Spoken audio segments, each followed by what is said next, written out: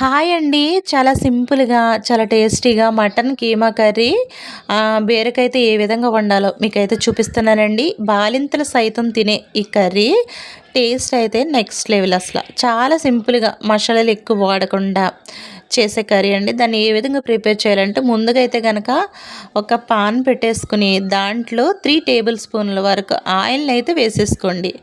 ఈ ఆయిల్ అది కాగిన తర్వాత దీంట్లో 1 టేబుల్ స్పూన్ జీలకర్ర వేసేసి చిటపటలాడిన తర్వాత దీంట్లో 4, 5 పచ్చిమిరపకాయలు అలాగే 2 ఉల్లిపాయలను కూడా వేసి చక్కగా వేయించుకున్న తర్వాత శుభ్రంగా వాష్ చేసుకున్నటువంటి ఈ మటన్ని వాటర్ లేకుండా పిండేసుకొని దీంట్లో వేసేసుకోవాలి.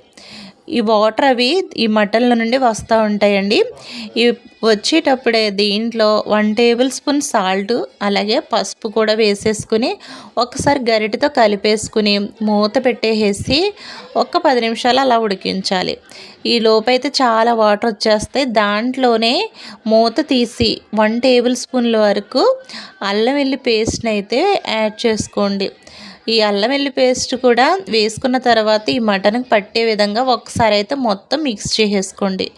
చేసుకున్న తర్వాత ఈ లోపైతే 2 బీరకాయలని తీసుకుని చిన్న ముక్కల కింద కట్ చేసేసి వాటర్లో వేసి శుభ్రంగా కడిగేసుకుని ఈ విధంగా మటన్ పైనే పరిచినట్లుగా ఇలా స్ప్రెడ్ చేసేసి బీరకాయ ముక్కల్ని వేసేసి మూత పెట్టి ఒక 10 నిమిషాలు అలా వదిలేసేయండి. మీడియం ఫ్లేమ్లోనే ఉండాలండి స్టవ్. ఈ విధంగా వేసిన తర్వాత వాటర్ అవి సపరేట్ అవుతూ ఉంటాయి.